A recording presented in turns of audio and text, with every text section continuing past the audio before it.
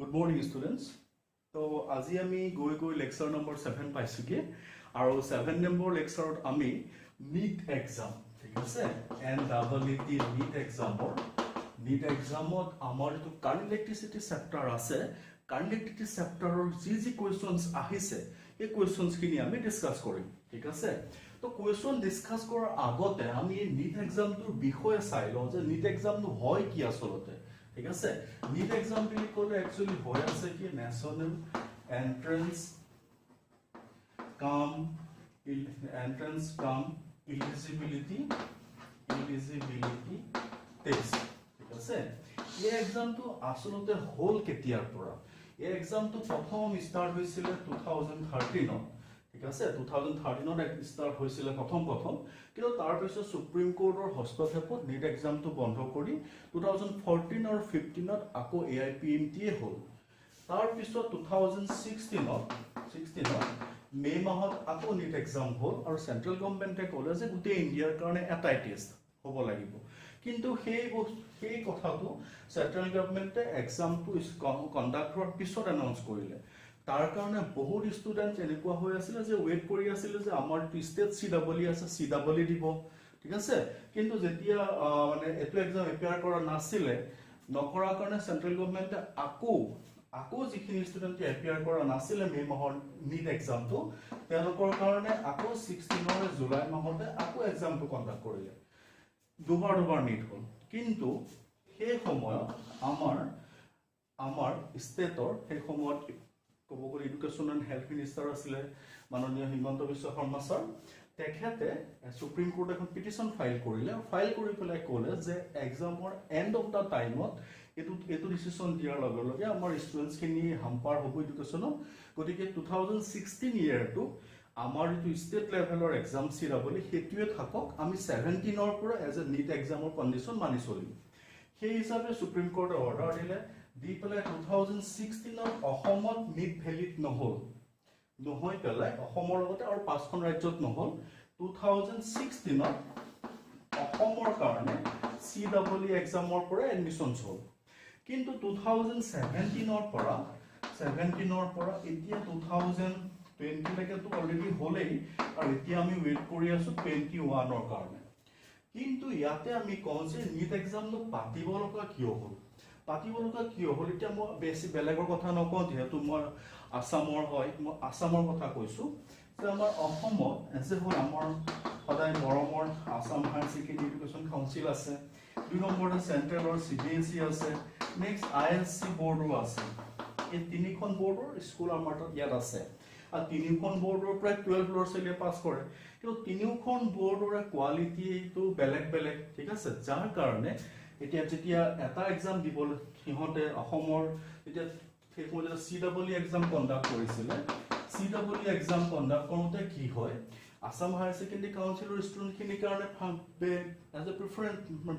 Preferable হয় কিন্তু CBSE আৰু ISC বৰ্ডৰ কাৰণে প্ৰিফাৰেবল নহয়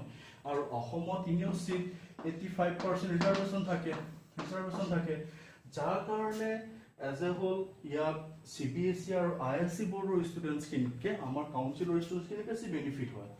এই এন্ট্ৰেন্সটোৰ কাৰণে কাউন্সিলে পতাৰ কাৰণে আমাৰ যেটো CEE তো যাৰ কাৰণে গুটি ষ্টুডেন্টস খিনি যাতে ইকুৱেলি বেনিফিটেড হয় আকৌ সিমিলাৰলি যদি AIPMT হয় CBSE কণ্ডাক্ট কৰে AIPMT এক্সামত আকৌ আমাৰ কাউন্সিলৰ সিলেবাস সাকসেসফুল নহয়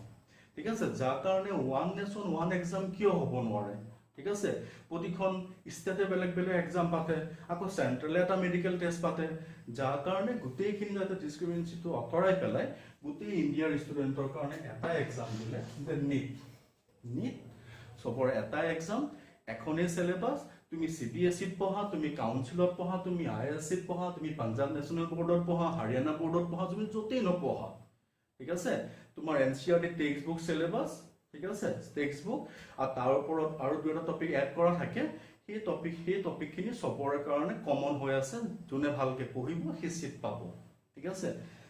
এই কনসেপ্টটো লৈ আহিলে আৰু সেই কনসেপ্টটো অহাৰ কাৰণে এজে হ'ল NEET এক্সাম এতিয়া গোটেই ইণ্ডিয়াতে মেডিকেলৰ এটা ডাঙৰ এক্সাম উৎসৱ বুলি কয় এটো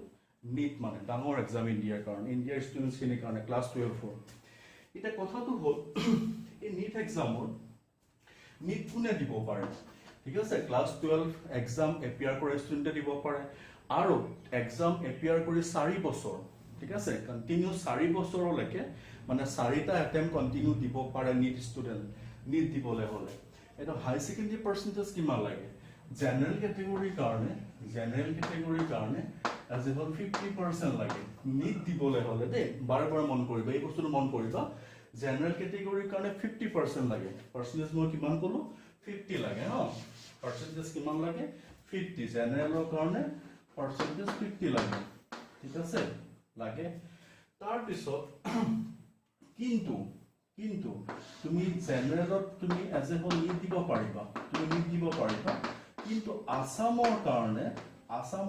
যিমান সিট ৰিজাৰ্ভ থাকে সেই সিটখিনি তোমাক যদি মেৰিট এণ্ড মানে এলিজিবিলিটি লাগে তাৰ কাৰণে কিন্তু এইচএছ তোমাক এজ এ 60% লাগিব 60% লাগিব তেতিয়াহে তুমি এজ এ হোল আসাম কোটাত এডমিশন ল'ব পাৰিবা মানে কথাটো এনেকুৱা হ'ল ধৰি লোৱা মোৰ পাৰ্চেন্টেজ 55 মই ধৰি লোৱা 580 পালো 580 মই পাইছো হেতু মাৰ্কত মই গুৱাহাটী মেডিকেল কলেজ পাই গলো হতেন কিন্তু মোৰ আসাম কোটাত মই নাপাও কাৰণ মোৰ 60% নাই মই এতিয়া অল ইণ্ডিয়া কোটাত যাব লাগিব অল ইণ্ডিয়া কোটাত 580 যদি পাও মই কবাত পাম আৰু কিন্তু অসম কোটাত এডমিশন ল'বলৈ হলে 60% লাগিবই ঠিক আছে তাৰ পিছত এটা কথাটো হ'ল যে এতিয়া মই অল ইণ্ডিয়া লেভেলত কৈছো 50% তুমি এজ এ হোল নিট দিব পাৰা ঠিক আছে নিট দিব পাৰা কিন্তু MBBS and BDS এডমিশনৰ কাৰণে তোমাক 60% লাগিব হায়াৰ সেকেন্ডাৰী নিট তুমি 50 দিব পাৰা কিন্তু MBBS and BDS এডমিশনত তোমাক 60% লাগিবই আৰু 50% ওপৰ থাকিলে তুমি BMS এডমিশন ল'ব পাৰা ঠিক আছে BMS এডমিশন তুমি ল'ব পাৰা ঠিক আছে মানে ফাইনালি ঘূৰি ফুৰি কথাটো এটোৱে হ'ল যে মই নিটত মই 60% বিলিয়ে ভাবি লওঁ কাৰণ 60% হলে মই আসাম কোটা এপ্লাই কৰিব পাৰিম আৰু লগতে মই as a MBBS and BDS ও এপ্লাই কৰিব পাৰিম ঠিক আছে কিন্তু মই তাতকে বিলো থাকিলে আসাম কোটাও নাপাওঁ আৰু মই অল ইণ্ডিয়া কোটাত যাবলৈ হলেও মই MBBS and BDS এডমিশন নাপাওঁ BMS এডমিশনস পাম দেন ফাইনালি আমি এজ এ হোল এই বেসিক কথাখিনি আমি নিটৰ বুজি পালো এতিয়া অসমৰ কাৰণে সিট কিমান আছে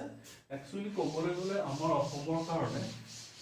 যদি মই চাবলৈ যাওঁ আমাৰ অসমৰ কাৰণে 1000 সিট টু ৰিজাৰ্ভ থাকে 1000 সিট আমাৰ অসমত MBBS আছে 1000 সিট আছে আমাৰ তাৰে আমাৰ 15% সিট অল ইণ্ডিয়া কোটা থাকে আৰু কিছুমান মানে অসমৰে কোটা হেখিনি গোটেইখিনি আমি যদি কাটি কুটি দিও আমাৰ 835 মান সিট থাকে আমাৰ ঠিক আছে 835 মান সিট থাকে ইয়াৰ জেনাৰেল কেটেগৰী সিট আমাৰ হৈছে 414 টা এটো 2020 এডমিশন ডাটা মতে মই কৈ আছো 414 টা আমাৰ সিট আছে জেনাৰেল কেটেগৰী ষ্টুডেন্টৰ কাৰণে আৰু এটিকে যে হল ভালকে আমি পঢ়িবই লাগিব ভালকে নপঢ়িলে আমি কোনো পথে সিট নাপাও ঠিক আছে আৰু ইয়াৰ কাৰণে যদি আমি দিন ৰাত বোৰ্ডকে থাকো আমি যদি এনেকুৱা এটা জায়গাত এডমিশন লওঁ য'ৰ অকল বোৰ্ডকে পঢ়াই থাকে মানে সেই জায়গাতে আমাক এই সপোনটো পুৰা কৰাত আমাক কেতিয়াও সহায় কৰিব নোৱাৰে ঠিক আছে তো এতিয়া আমি গৈ আছো আমাৰ নিট পেপাৰছ খিনি ফৰ কাৰেক্টলি চেপ্টাৰটো সলভ কৰিবলৈ তো তাৰ কাৰণে আমি প্ৰথমে 2020 আমি কোৱেশ্চনছ খিনি আমি প্ৰথমে কৰিম ঠিক আছে এটা প্ৰথম কোৱেশ্চনটো মই তোমালোকক দি দিছো মই কোৱেশ্চনটো চাই লোৱা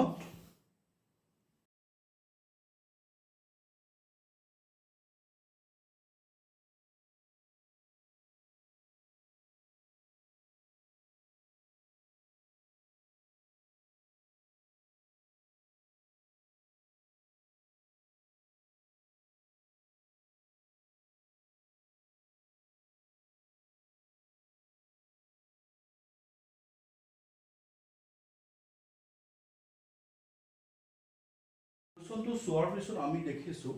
কোৱেশ্চনটো আমি চালো আমি দেখিছো for the circuit shown in the figure প্ৰথমে ফিগাৰটো ড্ৰ কৰি দিও মই ফিগাৰটো ড্ৰ কৰো ফিগাৰটো মই ড্ৰ কৰিছো এটো ফিগাৰত আমাক ইয়াত কৈছে 2 ভোল্ট ইয়াত কৈছে আমাৰ 4 ভোল্ট ইয়াত আছে আমাৰ 1 ওহম ইয়াত আছে আমাৰ 1 ওহম ইয়াত আছে আমাৰ 4 ওহম ঠিক আছে তো অলৰেডি মই কোৱেশ্চনটো চালা question তোমালোকক দিছে find the circuit for the circuit shown in the figure the current I will be option চাইটা দিয়া আছে দিয়া থাকিবই আৰু তো এতিয়া ইয়াত আনসাৰ তুমি কেনেকৈ উলিয়া যেটো চোৱা দুইটা কি আছে ডিফাৰেন্সিয়েল ইন কি হয় সিৰিজ হৈ আছে এটো নেগেটিভৰ লগত ইয়াৰ positive negative that means series combination যদি series combination হয় I equal to formula E1 plus E2 ঠিক আছে বাকি যেটো ব্যাটেল দুটা সিরিজত আছে বাকিখিনি সিরিজত থাকিব then R resistance internal resistance R1 R2 then value কিমান আছে এবাৰ আছে 4 আছে ইফালে 4 আছে 1 আছে 1 আছে মানে কিমান পাব 6/6 আমি আনসাৰ কিমান পামগে 1 এম্পিয়াৰ ঠিক আছে 1 এম্পিয়াৰ আছে ধুনিয়াকে বুজি পাইছা এতিয়া তোমালোকে ইয়াৰ পিছৰ কোৱেশ্চনটো চাই লোৱা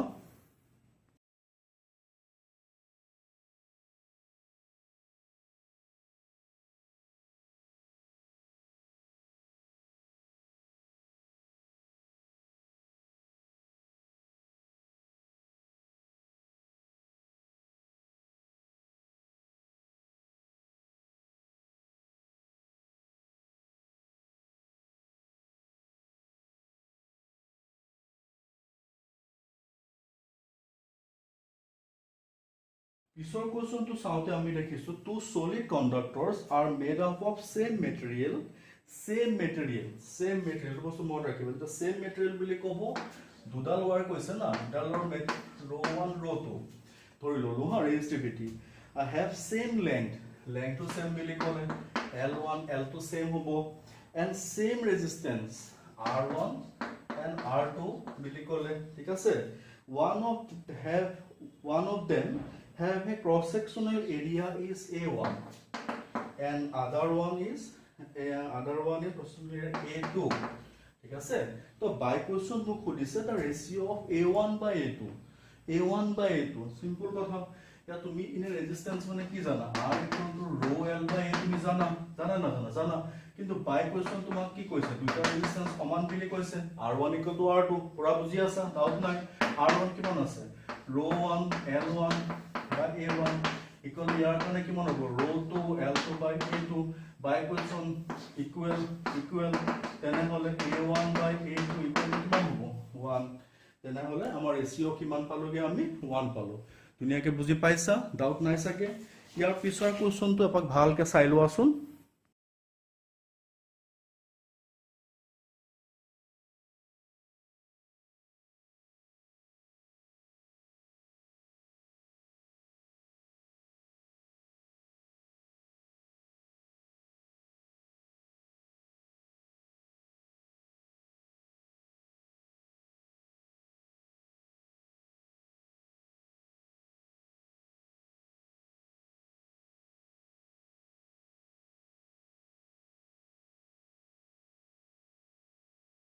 The pisor question তোমাক দিছে for the circuit given below the Kirchhoff loop rule for the loop BCDEB is given by the equation মানে তোমাক এটা লুপ দি দিছে কোৱেশ্চন অলৰেডি চাইছা তোমালোকে মই লুপটো ড্ৰ কৰো ঠিক আছে মই লুপটো ড্ৰ কৰিছো ড্ৰ কৰি মই গৈ আছো দেখা পাই আছা আছে तो याद আছে A B C D E আছে ইফালে F আছে ইয়াত দিছে E1 ইয়াত দিছে R1 ঠিক আছে ইফালে দিছে E3 ইফালে দিছে E2 ঠিক আছে ইফালে কারেন্ট সাপোজ I1 ইফালে কারেন্ট গৈছে I3 ইফালে কারেন্ট গৈছে I2 ঠিক আছে তো এতিয়া এইটো মোক ফিগাৰ দি দিলে মোক খুদিছে যে for the circuit given below the circuit is the Kirchhoff loop rule for the loop BCDEB কি কৈছে মোক BCDEB হৈছে মোক Kirchhoff loop law খুদিছে BCDEB বিপাছিলে তোমাৰ কাৰেন্ট গৈছে ৰেজিস্ট্যান্স ইয়াত আছে R2 বিপাছিলে কাৰেন্ট গৈছে না কিমান কাৰেন্ট গৈছে I2 কৈছে ৰেজিস্ট্যান্স কিমান আছে R2 আছে ঠিক আছে তাৰ পিছত মোৰ ইকুৱেশন কি হতে কি আছে C পৰা D লে কাৰেন্টটো গৈছে কিমান কাৰেন্ট গৈছে I2 কাৰেন্টে গৈছে কিন্তু ৰেজিস্ট্যান্সটো নাই কিন্তু মই লিখি দিছো দিয়া বুজিবলে বি সি পা দি ধৰিছে নাই কাৰেণ্ট সি পা দিলে গৈছে দ্যাটস ওয়াই পজিটিভ কাৰেণ্ট কিমান আছে আই টু বা ৰেজিস্ট্যান্স 0 তাৰ পিছত কি আছে ডি পা ই লে কাৰেণ্ট গৈছে নে গৈছে কিয় নাই যে কাৰেণ্ট এনেকে আহিব নহয় এই কাৰেণ্ট এনেকে আহিব আই টু কাৰেণ্ট কিমান গৈছে ডি পা ই লে ডিৰ পৰা ই লে গৈছে মই ডি পা ই লে যোৱা দেখাইছো তাৰনে হলে পজিটিভ কাৰেণ্ট কিমান আই টু ৰেজিস্ট্যান্স কিমান 0 তাৰ পিছত কি আছে ইৰ পৰা বি লে কাৰেণ্ট গৈছে নে নাই যোৱা কাৰেণ্ট বি পা ই লেহে আহিছে মই লিখিছো ই পা বি মই ধৰাৰ মতে কাৰেণ্টটো উল্টা আছে তেনে হলে মাইনাস কিমান আহিব I3 into R1 হৈছে is equal to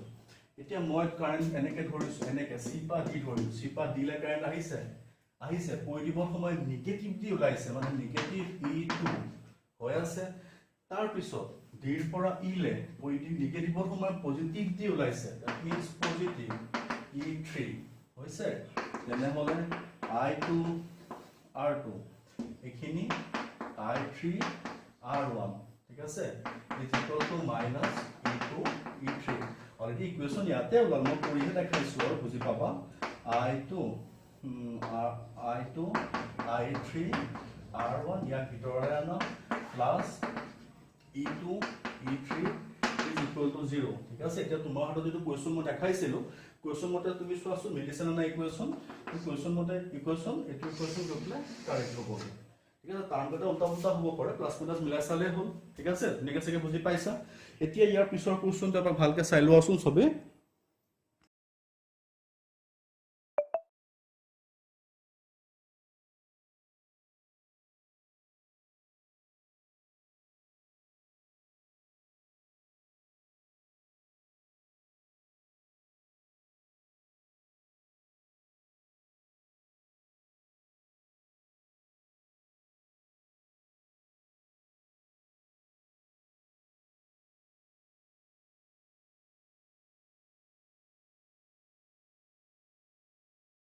পিছৰ কোৱেশ্যনটো আছে চোৱা the equivalent resistance between A and B ফিগাৰটো মই আঁকি দিছো ফিগাৰটো আঁকিলে বুজিয়ে পাবা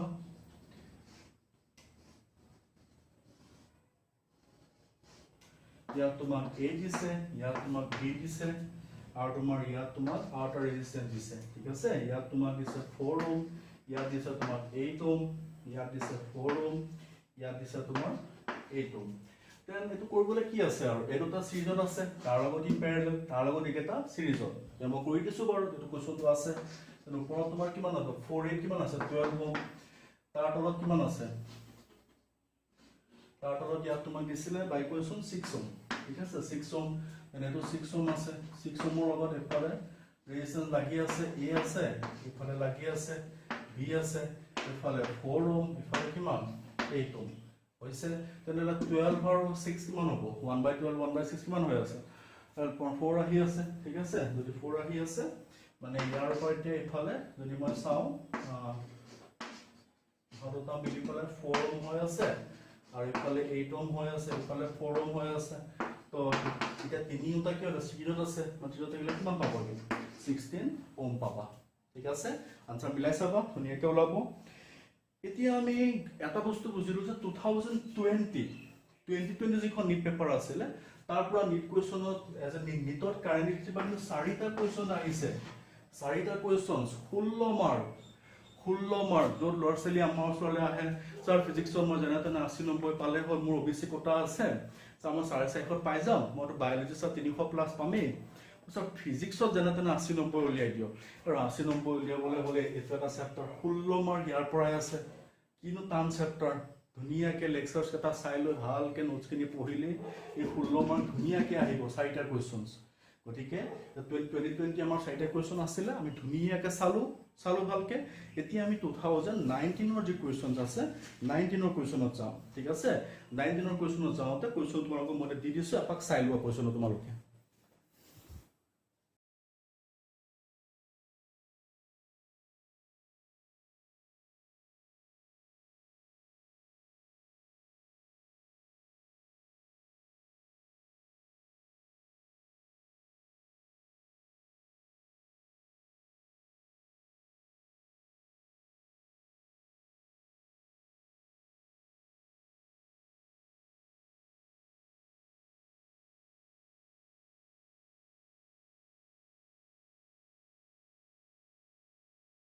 2019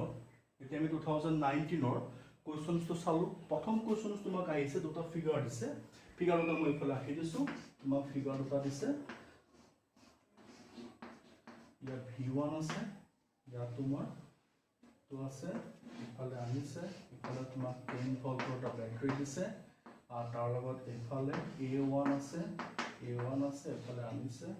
ইয়াত 10 ওহম আছে কাৰেন্ট সাপোজ i1 গৈছে হৈছে এটো এটা সাৰ্কিট দিলে আৰু এটা সাৰ্কিট দিলে ইয়াতে মই আঁকি দিছো বাৰু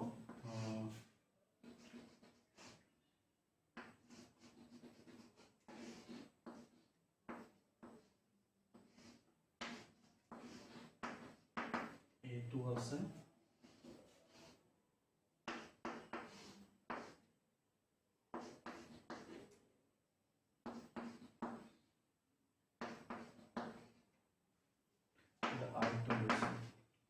So here question to this ki sapa ha in the circuit shown below the reading of voltmeter and ammeter will be ঠিক আছে এটা circuit 1 আছে এটা circuit 2 আছে reading of voltmeter and reading of ammeter খুদিছে question কিন্তু এতিয়া question তে একোটো value নাই দিয়া ammeter আৰু voltmeter ঠিক আছে খালি ইয়াত আমাৰ 10 ওহম আছে তাৰ লগত voltmeter parallel আছে ইয়াত 10 ওহম আছে তাৰ লগত 10 ওহম তাৰ এক্সটাৰ্নাল ৰেজিস্ট্যান্স আছে তাৰ লগত ভোল্টমিটাৰ প্যাৰেলালি আছে এতিয়া as a whole reading of ammeter উলিয়াবলৈ যাওঁতে মই এতিয়া ভোল্টমিটাৰ আৰু এমিটাৰৰ এনে নৰমালি ৰিডিং কি হয় এটা তুমি চোৱা আমি as a ideal voltmeter and ideal ammeter যদি চাওঁ আইডিয়াল ভোল্টমিটাৰ ঠিক আছে আইডিয়াল ভোল্টমিটাৰৰ কাৰণে ৰেজিস্ট্যান্স ফৰ ভোল্টমিটাৰৰ কাৰণে কিমান হয় সদায় ইনফিনিটি হয় আইডিয়াল ভোল্টমিটাৰৰ কাৰণে আৰু ৰেজিস্ট্যান্স ফৰ এমিটাৰৰ কাৰণে ৰেজিস্ট্যান্স সৰি মই লিখা ভুলিছে R for V and R for emitter ideal এমিটাৰৰ সদায় ভোল্ট ৰিডিং কিমান হয় 0 হয় ঠিক আছে এমিটাৰৰ কাৰণে এতিয়া মই যদি চাওঁ কেস 1 ৰ যদি মই চাওঁ ইয়াত যদি মই চাবলৈ যাওঁ ফৰ কেস 1 যদি মই লিখো কেস 1 ত ইহত দুটা কিহত আছে ইয়াৰ মই প্ৰথমে ইয়াৰ ৰিডিং উলিয়াম এটো সাৰ্কিটৰ ৰিডিং উলিয়াবলৈ যাওঁতে তোমাৰ ইকুইভ্যালেন্ট ৰেজিস্ট্যান্স মই উলিয়াই লম ইকুইভ্যালেন্ট ৰেজিস্ট্যান্স 10 ইফালে 1 বাই ভোল্টমিটাৰৰ ৰেজিস্ট্যান্স কিমান ইনফিনিটি এনেহলে r কিমান পালো মই 10 ওহম পালো ঠিক আছে এতিয়া 10 ওহম ইয়াৰ ইকুইভ্যালেন্ট ইকুতে সাৰ্কিটৰ ইকুইভ্যালেন্ট ৰেজিস্ট্যান্স কিমান 10 ওহম পালো ভোল্টেজ কিমান আছে 10 ভোল্ট আছে তাহলে I যদি মই চাব যাওঁ I মানে কিমান 10 বাই 10 কিমান পাবো 1 এম্পিয়াৰ মানে তেনে হলে এমিটাৰ ৰিডিং কিমান পালো এমিটাৰ ৰিডিং আছে হল এমিটাৰ এটো ৰিডিং দিব আৰু ৰিডিং অফ এমিটাৰ কিমান পালো 1 এম্পিয়াৰ ঠিক আছে আৰু ৰিডিং অফ ভোল্টমিটাৰ কিমান দিব ভোল্টমিটাৰৰ ৰিডিং কিমান পাম ভোল্টমিটাৰ এটো এক্সটাৰ্নাল পটেনশিয়েল দিব ন ভোল্টমিটাৰ কিমান দি আছে 10 ভোল্ট দি আছে এটো মই কেস 1 অফ পালো এতিয়া আনসার মানে অপশন কি আছে এই প্ৰথম ফিগাৰটোৰ কাৰণে v1 আৰু i1 ৰ ভ্যালু দিছে সেকেন্ড ফিগাৰটোৰ কাৰণে v1 i1 ৰ ভ্যালু দিছে কোনটো কাৰেক্ট মানে দুইটা কেসে মই কৰিব লাগিব তা সিমিলাৰলি মই কেস 2 যাওঁ কেস 1ত যি কৰিছো কেস 2টো মই সেম কৰিম প্ৰথমে মই ইয়াৰ ইকুইভ্যালেন্ট ৰেজিস্ট্যান্স উলিয়াম ইয়াৰ ইকুইভ্যালেন্ট ৰেজিস্ট্যান্স কিমান হ'ব 1 বাই r কৰিলো 1 বাই 10 প্লাস ইহতো সিৰিজত আছে না সিৰিজত ইহতটা আছে ইহতৰ ইকুইভ্যালেন্ট কিমান 10 প্লাস v2 মানে কিমান ইনফিনিটি তাৰ লগত প্যাৰেলল আছে মানে 1 বাই 10 প্লাস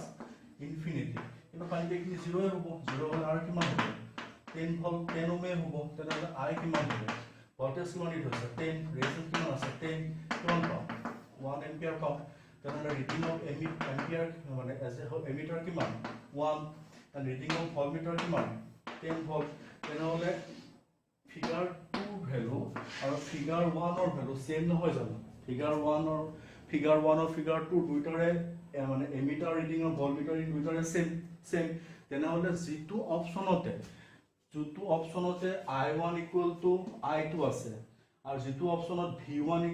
v2 আছে হেতু অপচনেই কাৰেক্ট ঠিক আছে পুৰা বুজি পাইছা কি ইয়াৰ পিছৰ নেক্সট কোৱেশ্চনটো চাই লোৱা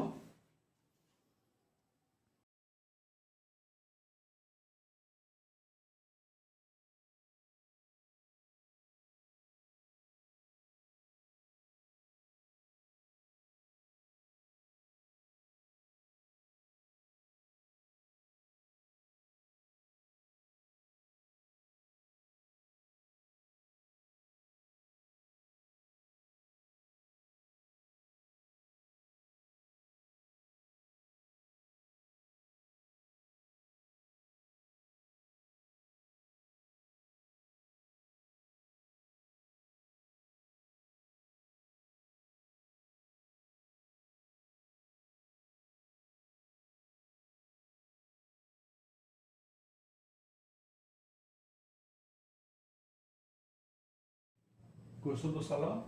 কুৱেশ্যনটো চোৱাৰ পিছত এতিয়া তোমালোকে চোৱা ইয়াত দিছে 6 similar bulbs are connected as shown in the figure প্ৰথম ফিগাৰটো ড্ৰ কৰি লওঁ দিয়া তাৰপিছত কথাখিনি পাতিম আৰু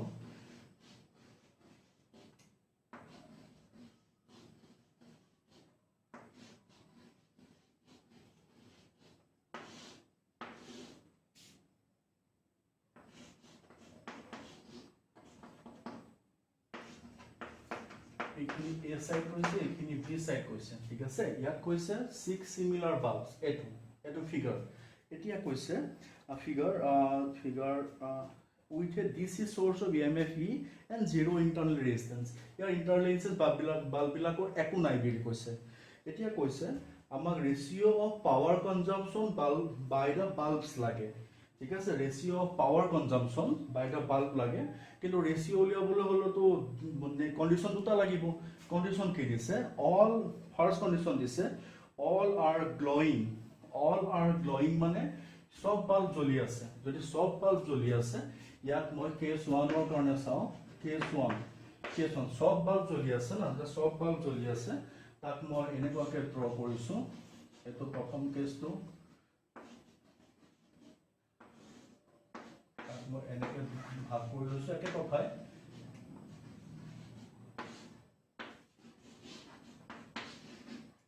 EMF ইয়াৰ কারেন্ট I গৈছে কারেন্ট I হলে ইয়াত যাব কারেন্ট I/3 ইয়াত যাব কারেন্ট I/3 ইয়াত যাব কারেন্ট I/3 তাৰপিছত ইয়াৰ পৰা তিনিটা কারেন্ট ওলাই আকৌ I হ'ব আকৌ কারেন্ট যাব ইয়াত I/3 ইয়াত I/3 ইয়াত I/3 ঠিক আছে তো আকৌ কারেন্ট I ওলাই গুচি আহিব ঠিক আছে তো ইয়াত এতিয়া ধৰি লৈছো প্ৰতিটো বাল্বৰ ৰেজিস্ট্যান্স ক্যাপিটাল তেনেহলে ইয়াত এই তিনিটা বাল্ব কিহৰ আছে প্যাৰেলালি আছে এই তিনিটা বাল্ব কিহৰ আছে প্যাৰেলালি আছে ফাইনালি সিৰিজ হৈছে হয় নহয় যেটা সিৰিজ হৈছে তিনিটা বাল্ব যদি প্যাৰেলালি থাকে 1/r ঠিক আছে তেনেহলে 3/r গপলা কিমান পামগে r/3 হ'ব নহয় হৈ আছে তো যেহেতু মই কারেন্টটো মই সেপাৰেট কৰি দিছো ইয়াৰ কাৰণে মই যদি পাৱাৰ উলিয়াবলৈ যাওঁ পাৱাৰ মই কেস 1 লৈছো মই পাৱাৰ তো ইয়াৰ যদি মই চাবলৈ যাওঁ পাৱাৰ ফৰ্মুলা কি আছিল P = I² হয় নহয় I কিমান আছে ইয়াত I কিমান গৈছে I/3 গৈছে I/3 সোমাইছে এটা I/3 সোমাইছে নাই এতিয়া টোটাল ৰেজিস্ট্যান্সটো কিমান হৈ আছে তিনিটা মিলাই পেলাই 3R হৈ আছে আকৌ তেনেকে নেক্সটটো সেম হ'ব নেক্সটটো কি হ'ব সিমিলাৰলি I/3 whole square into 3R হৈ আছে 3R এতিয়া যদি মই চাবলৈ যাওঁ ইয়াত I² যদি মই কৰি দিওঁগে গপলা I² by 9 into 3R and I² by 9 into 3R cancel go twice I² by 3 into R হৈ আছে twice I² 2/3 I² R পালো মই ফার্স্ট কেসটোৰ পৰা ফাৰ্স্ট কেসটোৰ পৰা পাৱাৰ কিমান পালো 2/3 I² R মই ফাৰ্স্ট কেসটোৰ পৰা পালো এটো first কেসত all bulbs are glowing second case to কি দিছে in the situation when two from section A and one from section B are glowing মানে case 2 two from section A and one from section B are glowing মানে ইয়াত তোমাৰ এতিয়া current I গল I current ইয়াত I/2 ইয়াত তোমাৰ I/2 সোমাই গৈ কিমান I কাৰেন্ট ওলাই গল এতিয়া এই কেসটো যদি মই পাৱাৰ উলিয়াবলৈ পাৱাৰ P2 ইয়াত যদি মই উলিয়াও ইয়াত মই সিংগল ইয়াত 6টা কাৰণে টোটাল 6টা সবাৰ লিখি থকা নাছিল আৰু ইয়াত যেটো 6টা পাৱাৰটো সদায় কি হয় সদায় পাৱাৰ প্লাসে হয় তেতিয়া ইয়াত কারেন্ট কিমান আছে I/2 whole square resistance R ইয়াতো তেনেকে I/2 whole square resistance R ঠিক আছে ইয়াত কারেন্ট কিমান গৈছে I² রেজিস্ট্যান্স R ঠিক আছে তেনেকে যদি কৰা তুমি I² by 4 ইফালে যদি তুমি কৰাগে I² এলসিএম লৈ তোমাৰ কি আহি যাবগে 4 আহি যাবগে ঠিক আছে 4 I² 4 4 হ'বগে দেন তুমি ঠিক আছে i স্কয়াৰ r লিখি দিয়া লাষ্টত তুমি এলসিএম ল'বা তুমি এলসিএম ল'লে কিমান পাবাগে 4 6/4 পাবা তুমি ঠিক আছে 6/4 i square r equal to 3/2 i square r তুমি কি পালা পাৱাৰ p2 পালা ঠিক আছে পাৱাৰ p2 তুমি 6/4 পালা বুজি আছো এটো পাৱাৰ পালো p1 ইকুৱেল টু পালো তেনে হলে এতিয়া মই যদি এই কোনটো মুছি লৈছো আৰু মই মোক কি লাগে p1 by p2 লাগে p1 মই কিমান পালো 2/3 i স্কয়াৰ এতিয়া মই বুজাইছো কাৰণে সব এটা স্টেপ কৰি দেখাইছো আসলতে মুখতেই ওলাই যায় ঠিক আছে ইফালে 3/2 i স্কয়াৰ আৰু এখিনি কাইকে কৰিলে 4/9 ঠিক আছে গতিকে তোমালোকে কোৱেশ্চনটো অলৰেডি চাইছা 4/9 যোনটো অপচন আছে সেইটোৱে কাৰেক্ট এই কোৱেশ্চনটো কাৰণে ঠিক আছে ধুনীয়াকৈ থাকে বুজি পাইছা ইয়াৰ পিছৰ এটা কোৱেশ্চন আছে পিছৰ কোৱেশ্চনটো কি আছে একবাৰ ভালকৈ চাই লোৱা সবেই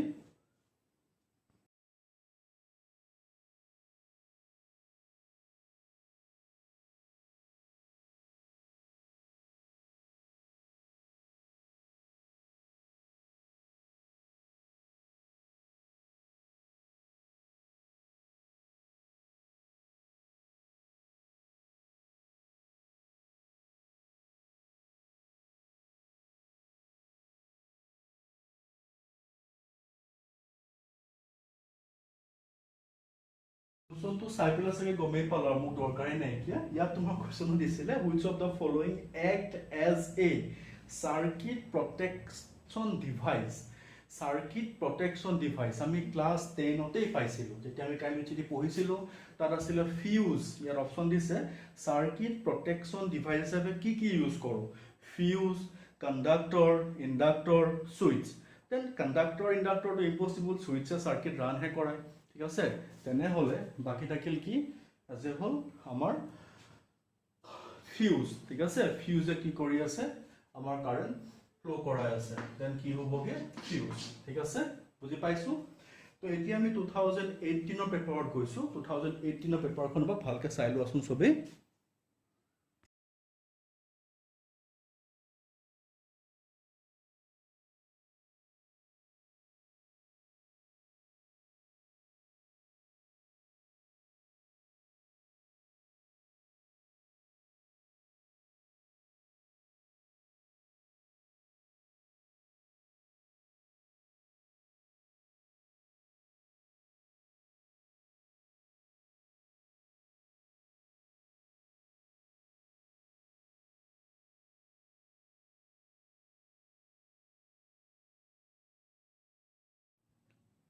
সবে চাগে বুজি পাইছা তো এতিয়া আমি গৈছো 2018 2018 ৰ কোৱেশ্চনটো দিছে নিটৰ অহা যেটো কোৱেশ্চন আছে কাৰেন্ট ইলেক্ট্ৰিচিটিৰ দিছে carbon resistor of 47 plus minus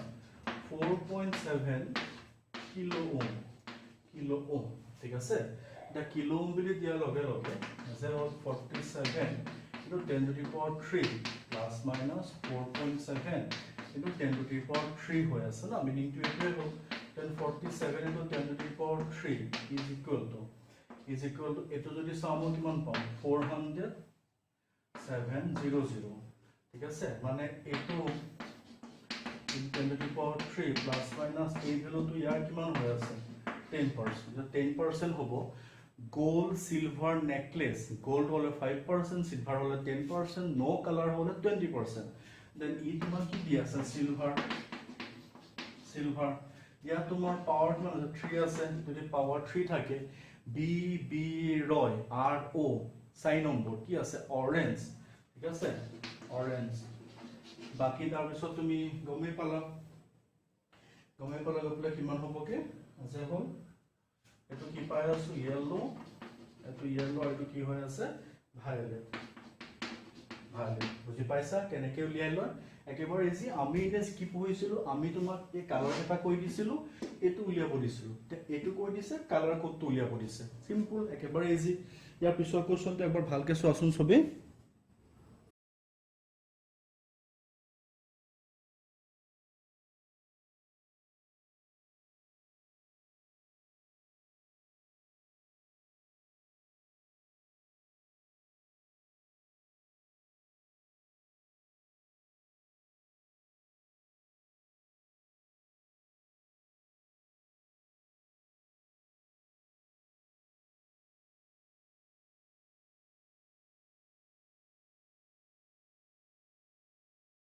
কুৱেশ্যনটো চালা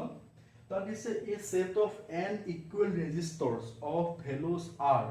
ঠিক আছে ৰেজিষ্টেন্সৰ ভ্যালু r দিছে তাৰ পিছত কৈছে are connected in a series to a battery of emf e কৈছে battery of emf e কৈছে and internal resistance capital R কৈছে ঠিক আছে internal resistance small r নহয় small r equal to capital R ঠিক আছে the current drawn is I current draw হয় বুলি কৈছে যদি I current draw হয় I equal to এনে কি হয় NE by R plus NR হয় মানে NE by R plus NR হয় কিন্তু ইয়াত আমাক টোটাল EMF কৈ আছে E বুলি গতিকে আমি E লিখিম R plus N capital R equation 1 এটো I1 লিখিছো ঠিক আছে তাৰ পিছত কৈছে now n resistors are connected in parallel to the same battery the current drawn from the battery becomes 10I then next case to আমাৰ I2 লিখিলো I2 লিখিলেও EMF to suppose NE by R plus R by N আছিলে আমি যেতিয়া আমি চাইছিলো আমি কি পাইছিলো প্যাৰেলাল হলে R by N হয় কিন্তু এতিয়া আমি n ই জায়গাটো EMF E বুলিয়ে কৈছে আৰু ইফালে ক্যাপিটাল R বুলি কৈছে আৰু ইফালে ক্যাপিটাল R by N কৈছে ঠিক আছে কিন্তু I টু জায়গাত কৈছে 10I ইকুয়াল টু এখিনি হ'ব বুলি কৈছে E by R plus R by N equation 2 হৈ আছে হৈ গ'ল তোমাক কি উলিয়াব কি দিছে তোমাক উলিয়াব কি দিছে মানে নাম্বার অফ সেল উলিয়াব দিছে ইকুয়েশন 2 by 1 ডিভাইড কৰি দিয়া আৰু 10I by I মানে 10I by I এটো I বিলে I হৈ গ'ল ঠিক আছে এখিনি তো I বিলে কৈছে তাৰ পিছত এখিনি মানে E by R plus R by N কৈফালে E by R plus N এখিনি ক্যালকুলেশন কৰিবা আৰু সব কাটাকুটি হৈ আছে ক্যালকুলেশন কৰিবা এখিনি ক্যালকুলেশন কৰিলে তোমাৰ n ইকুয়াল টু গৈ ওলাবগে সব ক্যান্সেল যাব n ইকুয়াল টু ওলাবগে 10 ঠিক আছে তো অপচন কিমান হৈ আছে 10 পাই আছো তাৰ পিছত এটা কোৱেশ্চন আছে তোমালোকৰ এই কোৱেশ্চনটো মই এটা ওহমছ ল পঢ়াইছিলো ওহমছ ল পঢ়াই বুলি EMF টাৰ্মিনেল পটেনশিয়েল ডিফাৰেন্স পঢ়াইছিলো তাত মই E ভাৰ্সেস R V ভাৰ্সেস R and V ভাৰ্সেস E graph বনাইছিলো তিনটা গ্ৰাফ দিছিলো এই তাৰে যেটো 3 নম্বৰ গ্ৰাফ মানে 3 নম্বৰ গ্ৰাফ যেটো আছিল 3 নম্বৰ গ্ৰাফৰ পৰা কোৱেশ্চনটো আহিছিল সবে কোৱেশ্চনটো এপাক ধুনীয়াকৈ চাই লোৱাচোন ধুনীয়াকৈ বুজি পাবা একো টান নহয়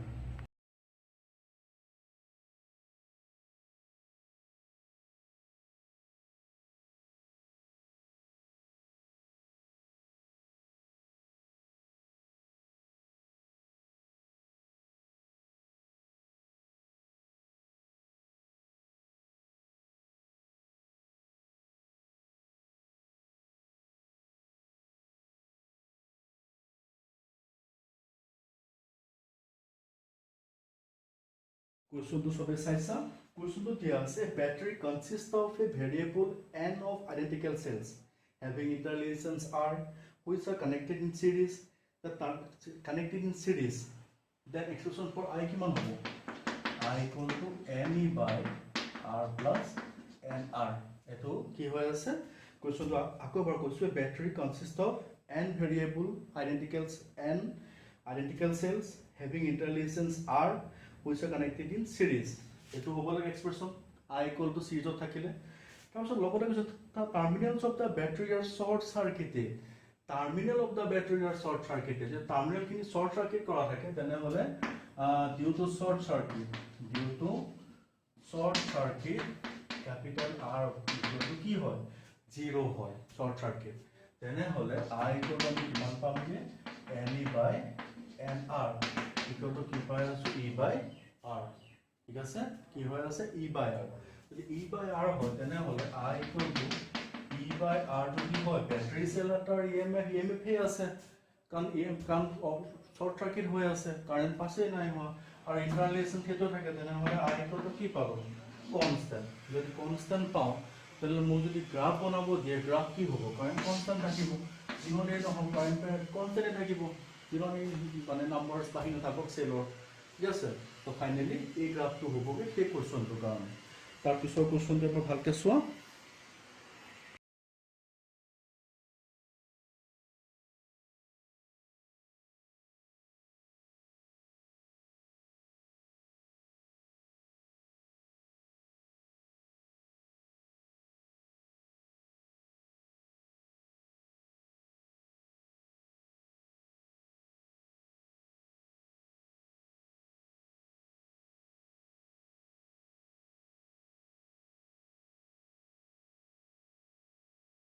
তো চালা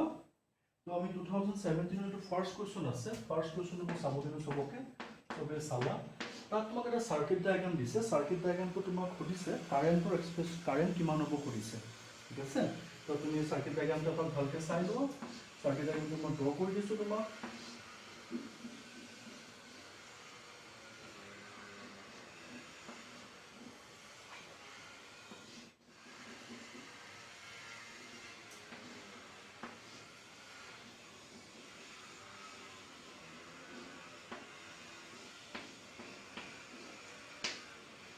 C আছে ইয়াত L আছে ইয়াত R আছে ইয়াত R আছে ইয়াত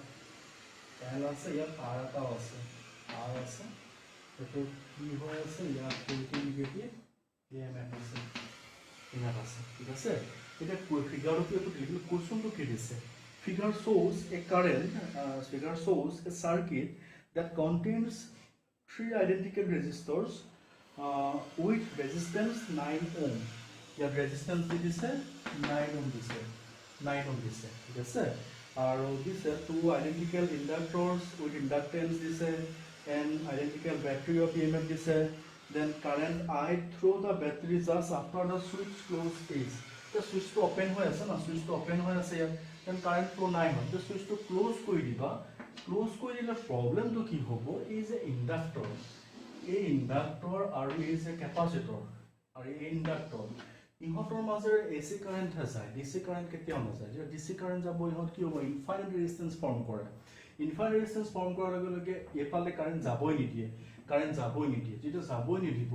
এই সাৰ্কিটটো হৈ যাবকে কেনেকুৱা চোৱা সার্কিটটো এখিনি নাই ঠিক আছে এখিনটো ক্লোজ হৈ গ'ল দেন ইয়াত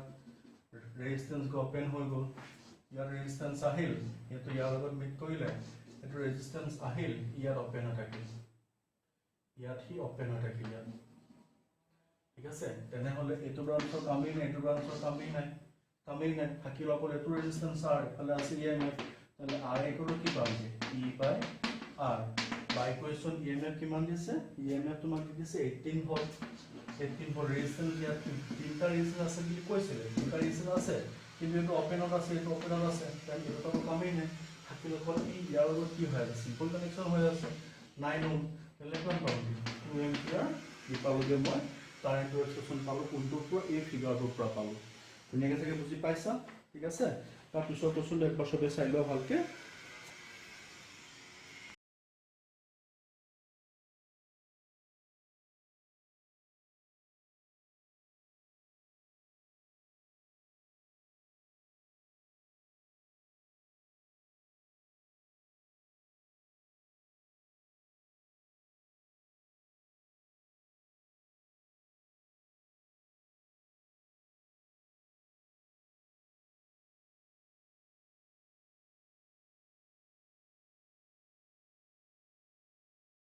Next question is a potentiometer is an accurate and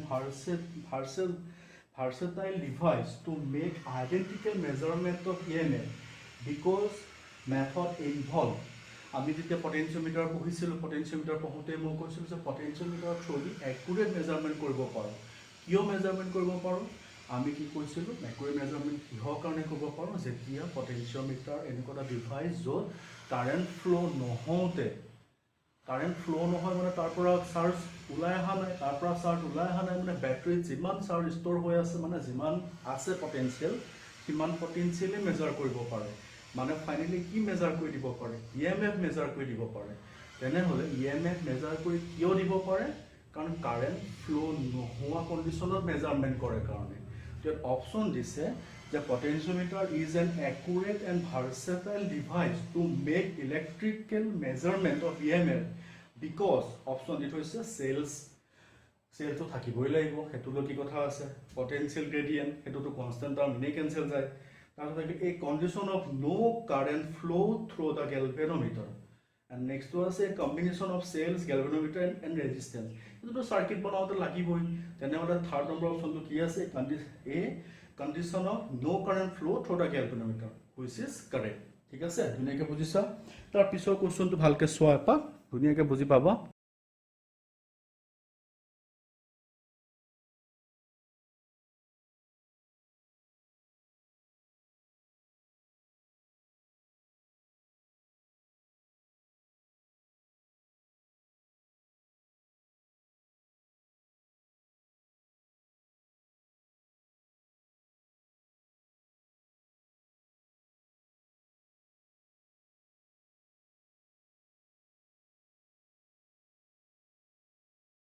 এতিয়া চোৱা এতিয়া নেক্সট কোৱেশ্চনটো আছে the resistance of a wire is r ohm ঠিক আছে if it is melt and stretched to n times কিমান লম্বা কৰিছে n times ঠিক আছে n times হয় আছে then its original length n times its original length its new resistance will be মই আৰু এটো কৰিব নালাগে মই থিওৰি পঢ়োতে কৈ দিছিলো যেতিয়া wire এডালৰ length n times বাহে তেনেহলে resistance of new resistance equal to কি হয় n square times of old resistance ঠিক আছে তেনেহলে ইয়াত যদি মই চাবলৈ যাও new resistance তো কিমান হ'ব new resistance is n square times of original resistance ঠিক আছে then হেতু অপচন দিত হৈছে অপচন 3 অপচন আছে n square r তেনেহলে আনসাৰটো কিমান n square r ঠিক আছে ধুনিয়াকে সকে বুজিলা তো এইকনতে আমাৰ 2017 লৈকে পেপাৰ শেষ হৈছে তে 2016 ত মই তোমালোক অলৰেডি আৰম্ভ কৰোতে কৈছিলো যে নিট দুবাৰ হৈছিল ঠিক আছে তো নিট দুবাৰ হৈছিল তো আমি প্ৰথমবাৰ নিট যেটো সেকেন্ড নিট হৈছিল এটা মেড হৈছিল এটা জুলাইত হৈছিল তো আমি প্ৰথমে এতিয়া জুলাই মাহৰ নিটৰ পেপাৰখন চাই লওঁ তাৰ পিছত আমি মে মাহৰ পেপাৰখন চাম মানে 2016 ত আমি দুখন পেপাৰ চাম 2016 ত আমি দুখন পেপাৰ চাম প্ৰথমখন হৈছে ফেজ তো তাৰ পিছত ফেজ 1 চাম ঠিক আছে তে ফেজ 2 প্ৰথম কোৱেশ্চন তোমালোকক দিছো তোমালোকে চাই লোৱাচোন প্ৰথম কোৱেশ্চনটো সবেই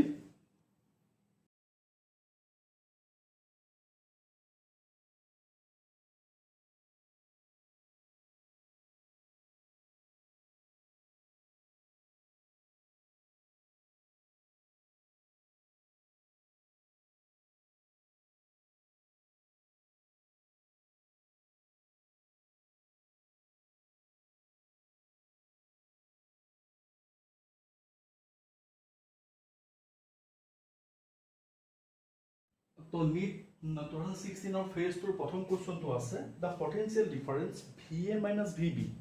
potential difference VA minus VB between the points A and B in a given figure is অটো ফিগাৰটো ড্ৰ কৰি লওঁ ইমান অথমে কি আছে প্ৰথম ফিগাৰটো চাওঁ প্ৰথম ফিগাৰ আকিলো ঠিক আছে এটো n ধৰিলো VA এটো VB ঠিক আছে কাৰেন্ট হৈছে 2 এম্পিয়াৰ বুলি কৈছে ইয়াৰ ৰেজিস্ট্যান্স আছে 2 ইয়াত পজিটিভ নেগেটিভ ইয়াত আছে 3 ভোল্ট ইয়াত আছে 1 ওম মোক উলিয়াব কি দিছে as a whole potential difference between A2 আৰু A2 উলিয়াব দিছে যেটা A2 আৰু A2 লাগে মই VB পামগে না তো VB potential difference VB is equal two আৰম্ভণি কপা আছে ইয়াৰ পা হৈছে ইয়াৰ প্ৰথম পটেনশিয়াল কি আছে VA আছে VA পা কমি গৈ আছে না কিমান গৈছে কারেন্ট কিমান গৈছে 2 ইকনমিক ড্ৰপ কিমান এফালৰ পৰা ইফালে গৈ আছে away from VA হয় ন then 2 into 2 তাৰপিছত এফালে কি হৈছে কাৰেন্ট পজিটিভ সোমাইছে পজিটিভ পৰা কি হৈছে নেগেটিভ হৈছে ঠিক আছে পজিটিভ পৰা নেগেটিভ হোৱাৰ কাৰণে নেগেটিভ 3 তাৰপিছত নেক্সট আকৌ গপলা 2 কাৰেন্ট 2 এম্পিয়াৰ গৈ আছে না 2 এম্পিয়াৰ গৈ আছে ক'ত সোমাইছে সোমাইছে then -2 into 1 ঠিক আছে আমি এখিনি পালো এখিনি পোৱাৰ পিছত আমি কি পাম এফালে VA -4 -3 -2 then VA -9 ঠিক আছে এফালে VB তো 9 তো মই এফালে আনিলো VA VB then মই কিমান পালোগে potential difference between A and B কিমান পাইছোগে 9 হল ধুনিয়াকে বুজি পাইছা একো টান লগা নাই আছে একেবাৰে ইজি তাৰ পিছৰ কোৱেশ্চন এপাক সবে চাই লোৱা সবে ভালকে চাই লোৱা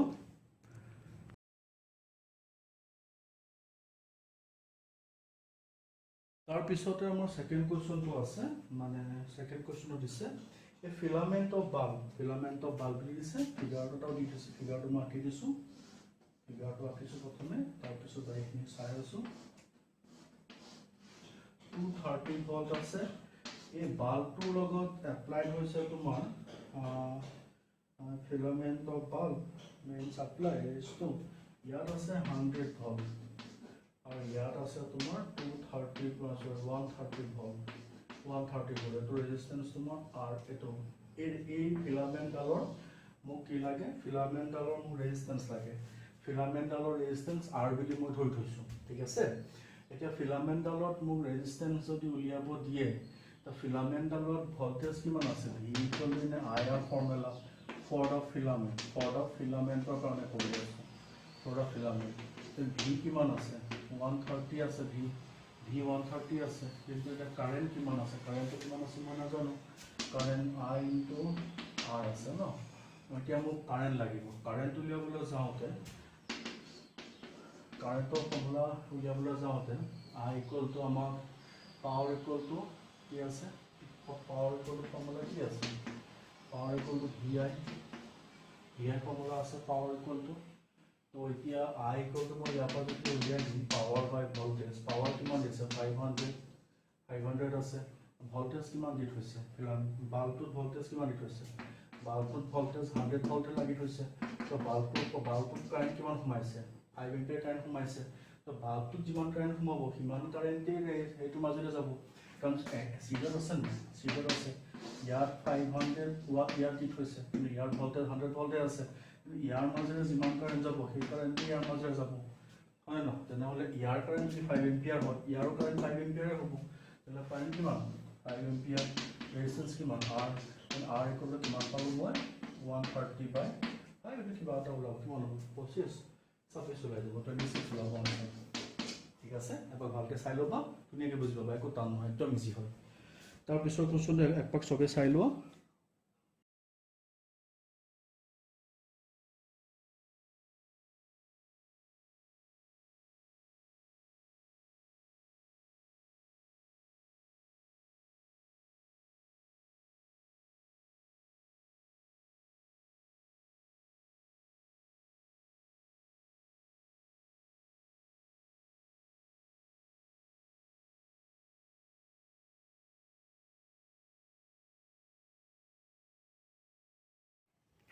এতিয়া আমি 2016 ফেজ 2 পেপাৰখিনি আমি শেষ কৰিলোঁ। এতিয়া আমি 2016 ফেজ 1ত গৈ আছোঁ। ঠিক আছে, ফেজ 1ত আমাৰ প্ৰথম কুৱেশ্যনটো দিছে কি, এই পটেনচিয়মিটাৰ ৱায়াৰ, ভালকৈ চালাব নহয় কুৱেশ্যন। তো তথাপিতো মই কৈ দিছোঁ, এই পটেনচিয়মিটাৰ wire is 100 centimeter long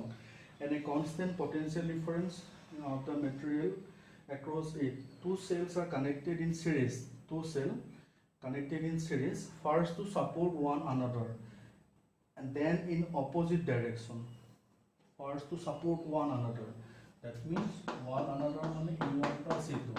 One another support one another means in one. Sorry, in one. One another means supported. ঠিক আছে, এইটো পিছতে support, কিন্তু next যদি opposite বুলি কৈছে, opposite মানে এইটো, then এইটো কম্বিনেশ্যনক কি বুলি কৈ আছে series, এইটো কৈ আছে parallel. then first কি কৰিলে series কৰিলে। ঠিক আছে, series কৰিলে, series কৰোঁতে তোমাৰ বেলেঞ্চ পইণ্ট অবটেইন পাইছে 50 centimeter, বেলেঞ্চ পইণ্ট অবটেইন পাইছে 50 centimeter। আৰু সেকেন্ড কৈছে in opposite direction the balance point obtain 10 centimeter। এইটো E1 plus E1 minus E2, balance point is মনত পাইছে 10 centimeter। ধুনীয়াকৈ বুজি আছা, ডাউট লগা নাই। এতিয়া আমি কি পাই থৈছিলোঁ যে পটেনচিয়মিটাৰ প্ৰিন্সিপল কি আছিলে, V ইকুৱেল টু KL আছিল না, কিন্তু ইয়াত V বুলি কওঁতে একচুৱেলি EMF কেটাৰ ৰিজাল্টেড EMF আৰু ইফেক্টিভ EMF। তেনেহ'লে বাই কুৱেশ্যন আমি কি লিখিব পাৰিম, E1 plus E2 equal to K 50 এটা ইকুৱেশ্যন, আৰু second E1 minus E2 equal to K 10 এটা ইকুৱেশ্যন। ঠিক আছে, হৈ গ'ল। এতিয়া এইটো ইকুৱেশ্যন 1 দিয়া, এইটো ইকুৱেশ্যন 2 দিয়া, ইকুৱেশ্যন দুটা সলভ কৰা, সলভ কৰিলে তুমি লাষ্টত গৈ পেলাই E1 বাই তুমি এনেই পাই যাবা। এনেই তুমি 5 পাই আছা, কাটাকাটি গ'লে ইফালে E1 প্লাছ E2, ইফালে 5E1 E2 হৈ আছে, ইফালে গৈ পেলাই আনচাৰ ওলাবগৈ তোমাৰ 3:2 আনচাৰ ওলাবগৈ। হৈছে, এইটো ইকুৱেশ্যন সলভ কৰি দিলে হ'ল আৰু বুজি পাবাই, একো টান নাই। তাৰপিছত 2016 সেকেন্ড কুৱেশ্যনত আমি গৈ আছোঁ এতিয়া। হা, সেইটো এপাক চাই লোৱা, চবেই ভালকৈ চাই লোৱা, বুজি পাবা।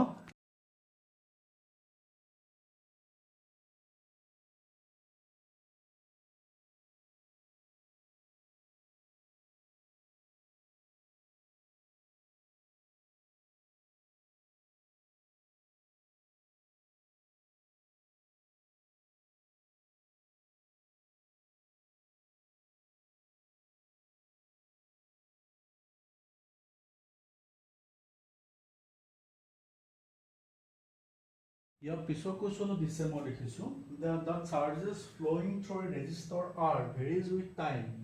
T as Q equal to AT minus BT square। এইটো হৈছে Q ভ্যালু দিছে, where A and B are positive constant and total heat produced in R. Heat produced বুলি কোৱাৰ লগে লগে heat formula কি হয়? Heat is a energy. Heater formula কি আছিল? I square RT. Heater formula ঠিক আছে? Heat equal to কি হয় কি? I square RT. এটো heater formula. তো তাৰ কাৰণে মোক কি লাগিব? কাৰেন্ট লাগিব। চাৰ্জ দিক হৈছে আমাক। তেনে হলে I যদি মই উলিয়াব লাগে I equal to dq by dt. ইয়াক যদি মই ডিফারেন্সিয়েট কৰো a minus twice bt মই কি পালো? কারেন্ট পালো। ঠিক আছে? এতিয়া যদি I equal to 0 হয় I equal 0 কেতিয়া হ'ব? তেতিয়া I equal 0 মানে a minus twice bt. এতিয়া টাইমটো কিমান হ'ব লাগিব? টাইমটো কিমান হ'ব লাগিব? a by twice b. মানে time t equal to a by twice b হলে কারেন্ট কিমান হ'ব? 0 হ'ব। ঠিক আছে? কারেন্ট কিমান হ'ব? 0 হ'ব। আৰু t equal যদি 0 হয় I equal to I থাকিব। ঠিক আছে? তো এতিয়া মোক কি লাগে? মোক হিট লাগে। therefore heat equal to যেহেতু টাইমটো মই dt টার্মত আছে dt মই ডিফারেন্সিয়েট কৰিছো তেনে হলে I square 0 to t I square r dt। ঠিক আছে? 0 to t। তো এতিয়া মই যদি ইয়াত চাবলৈ যাওঁ 0 to t I ভ্যালু কিমান আছে? a minus twice bt whole square r dt। ঠিক আছে? তো মই কি পালো প্লিজ এটো মই ইকুয়েশন 1 লিখি লৈছো তাত এইফালে লিখি লৈছো। এতিয়া মই এতিয়া যে হল কি কৰি আছো মই প্ৰথমে এই ভিতৰৰ টাৰ্মটো মই ব্ৰেক কৰি লওঁ হা এক্সট্ৰা কে কৰি আটা কৰো a minus twice bt whole square r dt পিছত লিখিম আৰু ইয়াক যদি মই ভাঙিবলৈ যাওঁ a square my dt লগত লিখিলো a square minus 4b square p square plus minus twice মানে 4ab ঠিক আছে abt লগত কি আছে r dt হৈছে এতিয়া r অতবার থাকিলে a square dt plus 4b square t square dt minus 4ab t dt হলিটো কি হৈ আছে r এটো মই পালো এই ভিতৰৰ টাৰ্মখিনি। এতিয়া মই ইয়াক ইকুয়েশন 1 টো মই s is equal to 0 to t আছে a square dt plus 0 to t 4b square t square dt minus 0 to t 4ab t dt। ঠিক আছে? হোল r টা ব্র্যাকেটত লিখি থৈ দিও সব কাৰণে একেলগে কমন কৰি r টা লিখি থওঁ হৈছে। এতিয়া মই যদি চাওঁ r আছে এখিনি মই যদি চাওঁ a square t এখিনি কৰিলে হৈছে 0 to t তাৰ পিছত নেক্সট তোমাৰ 4b square বাহিৰলৈ আহিব t square by 3 0 to t next minus 4ab বাহিৰলৈ আহিব t square by 2 0 to t। ঠিক আছে? এতিয়া আমি পাই থৈছো যে কাৰেন্টৰ মানে টি টাইম ম্যাক্সিমাম টাইমটো কিমান হয় কি আমি উল্লেখ কৰিছো নহয় ইয়াত এইটো উল্লেখ কৰিছো টাইম 0 to t t যত আছে তাৰ ঠাইত মই এটো ভ্যালু বহাই দিম এটো ভ্যালুটো মই বহাই দিম a square t ভ্যালু কিমান আছে a by twice b plus 4b square ইফালে আছে a cube by a b cube লগত 3 এটা আছে ইয়াত। ঠিক আছে? t cube বুলি কওঁতে এখিনি মই t cube ভ্যালু বহালো এখিনি t cube ভ্যালু বহালো লগত 3 minus 4ab t square বুলি কওঁতে a square by 4b square লগত কি আছে 2 এটা আছে। তো এতিয়া মই যদি চাওঁ r equal a cube by twice b plus ইফালে যদি মই চাওঁ ইফালে তো ক্যান্সেল হৈ গ'ল তো ইফালে আহি গ'ল এ কিউ, ইফালে কাটি গ'ল 6 বি, 6 কি হৈ আছে বি কিউব হৈ 6 বি মাইনাছ, ইফালে এ কিউব হৈ গ'ল, ইফালে 4 কেঞ্চেল গ'ল, ইফালে মই গৈ পাই আছোঁ এ কিউব, ইফালে কেঞ্চেল গুচি আছে টুৱাইছ বি, কাৰণ কেঞ্চেল হৈ গ'ল, তেনেহ'লে বি কিমান পাবগৈ আৰু মাল্টিপ্লাই হ'লে এ কিউব আৰ প্লাছ 6 বি কি পাই আছোঁ ভিতৰৰ এক্সপ্ৰেশ্যন পাবগৈ। চোৱাচোন চবেই এইটো ওলাইছেনে নাই, এ কিউব আৰ বাই 6 বি, ঠিক আছে। দেন ইকুৱেশ্যনটো হওঁতে আমাৰ ইয়াতে 2016 পেপাৰখন আমাৰ ছল্ভ হ'ল, 16টো আমাৰ খতম। এতিয়া আমি 2015ত যাম, ঠিক আছে। 2015ত যাম, 2015ত কিন্তু AIPMT হৈছে, তো AIPMT-ত মেইনছৰ পেপাৰখন মই কৰি দিছোঁ। প্ৰথম কুৱেশ্যনটো তোমালোকে ভালকৈ চোৱাচোন, ধুনীয়াকৈ বুজি পাবা, বুজি নাপাবলগীয়া কথা নাই।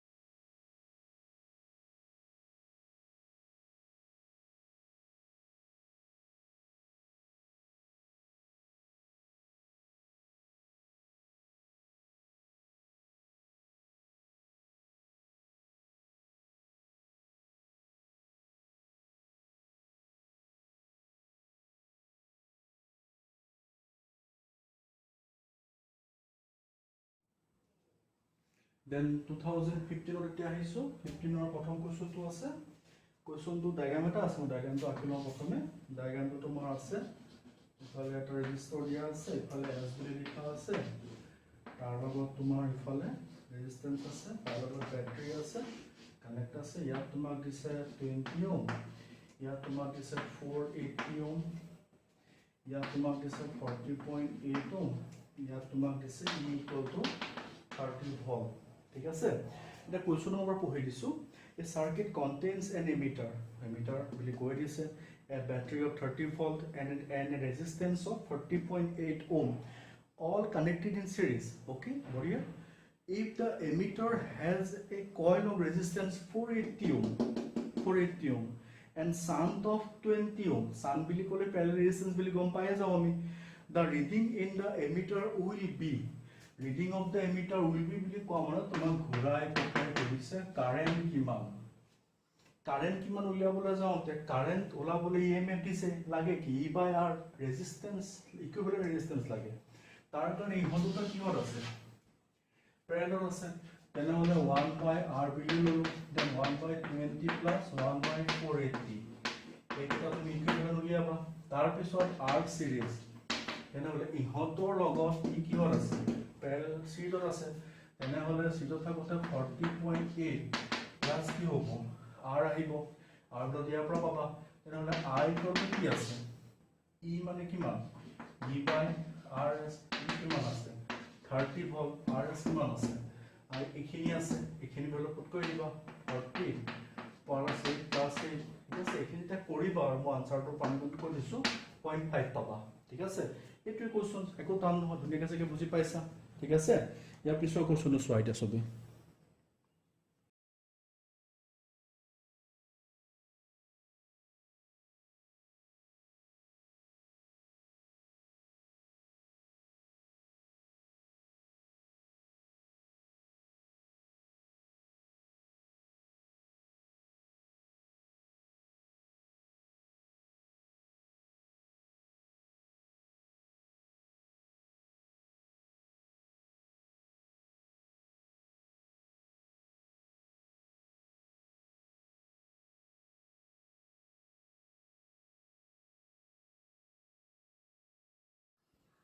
তাৰ পিছৰ কোৱেশ্চনটো আমি চালো চাই পেলাই কোৱেশ্চনটো এটা ফিগাৰ দিয়া আছে ফিগাৰটো মই ড্ৰ কৰি দিছো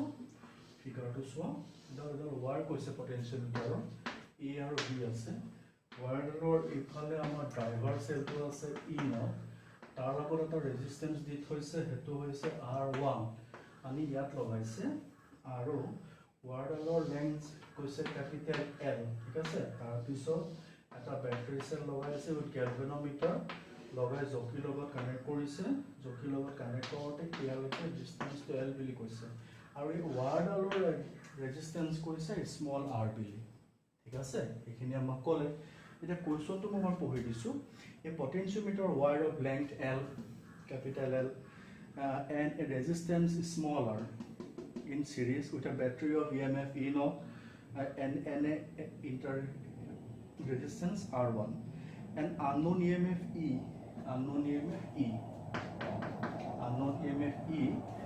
is balanced at the length of small l then the EMF will be given by ঠিক আছে EMF will be given by লাগে এতিয়া আমাক এই EMF উলিয়াবলৈ যাওঁতে আমাৰ এতিয়া কথাটো হৈছে কি এতিয়া আমি গৰুলে চোৱা আমি EMF E equal to potentiometer থ্ৰুতে কি পাইছে K into L ঠিক আছে K into L K মানে কি আছে potential drop by total length into L ঠিক আছে এটা potential drop V naught মানে কি হয় I into R R মানে কাৰ ৱায়াৰডালৰ ৰেজিস্ট্যান্স কিমান আছে R ঠিক আছে ভালকে মন কৰা ই ইকুয়াল টু K আমাক K লাগে K মানে কি হয় V naught by L ঠিক আছে potential per unit length into small l এতিয়া V naught মানে কি আছে I ৱায়াৰ মাজে যোৱা কাৰেন্ট I ৰেজিস্ট্যান্স ৱায়াৰৰ ৰেজিস্ট্যান্স স্মল r দি থৈছে যাৰ কাৰণে মই স্মল r লিখিছো হা তাৰ পিছত নেক্সট মই গৈ আছো I equal to কি হ'ব এতিয়া তাৰ ড্ৰাইভাৰ সেলত কিমান আছে V naught by resistance কিমান আছে R plus R1 ঠিক আছে তেতিয়া মই পাই গলো দেয়াৰ পৰা মই কিটা বেলেগ পুট কৰি দিম ই জায়গা এখিনি আছে V naught ৰ জায়গা কিমান আছে V naught ৰ জায়গা IR V naught ৰ জায়গা IR by L into L I কিমান আছে V naught by small r plus R1 লগত R আছে লগত L আছে by L আছে মানে গতলা হ'বগে E naught R by R plus R1 whole small l by capital L হৈ আছে তাৰ value capital EMF for value ঠিক আছে নে ভালকে বুজি পাইছা ভালকে মন কৰা আমাক ই লাগে ই মানে KL K মানে V naught by L V naught মানে কি হয় I into R হ'ব না তেনে হলে I ভ্যালু উলিয়ালো তাৰ পিছত I ভ্যালু উলিয়াৰ পিছত ই মানে V naught by L V naught মানে IR into L by L V naught ৰ জায়গাত IR ৰ জায়গাত I ভ্যালু বহালো লগত R আৰু L আছিল by L আছিল এটো এক্সপ্ৰেছন পালো এইটো ঠিক আছে তুমি কি বুজি পাইছা আছে ইয়াৰ পিছৰ কোৱেশ্চনটো চোৱা এতিয়া আমি হেতু চাই আছো এটা হা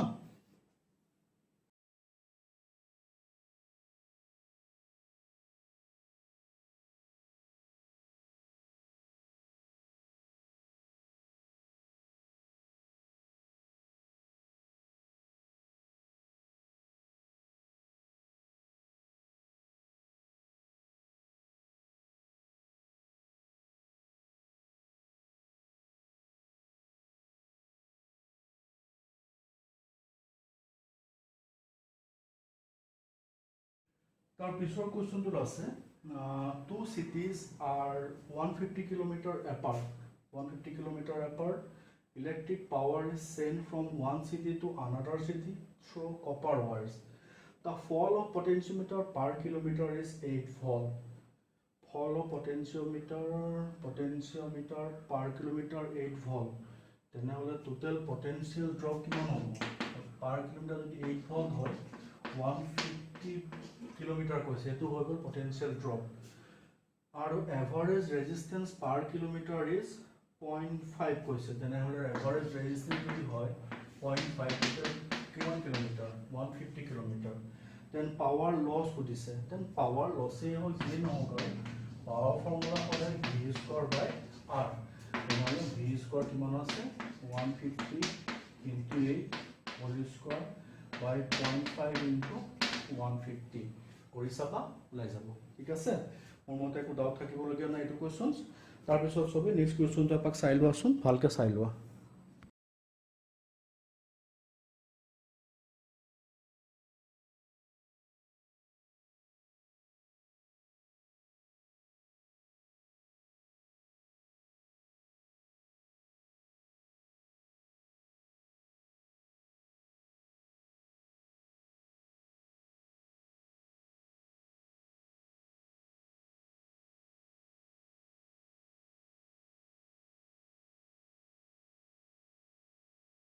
তাৰপিছত এতিয়া আমাৰ সেকেন্ড কুৱেশ্যনটো আছে মিটাৰ ব্ৰিজৰ ওপৰত আছে the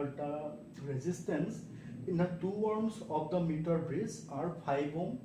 and r ohm respectively প্ৰথম ডায়াগ্ৰামটো আঁকিলো মিটাৰ ব্ৰিজৰ ৱাৰডাল তাৰ লগত এইটো কপাৰ ষ্ট্ৰিপ এইটো কপাৰ ষ্ট্ৰিপ ঠিক আছে দেন ইয়াত তোমাৰ আছে 5 ohm ইয়াত আছে 5 ohm আৰু ইটো কেপত আছে তোমাৰ R ohm আছে ঠিক আছে আৰু গ্যালভানোমিটাৰ কানেক্ট কৰি থৈছে ইয়াত গ্যালভানোমিটাৰ আছে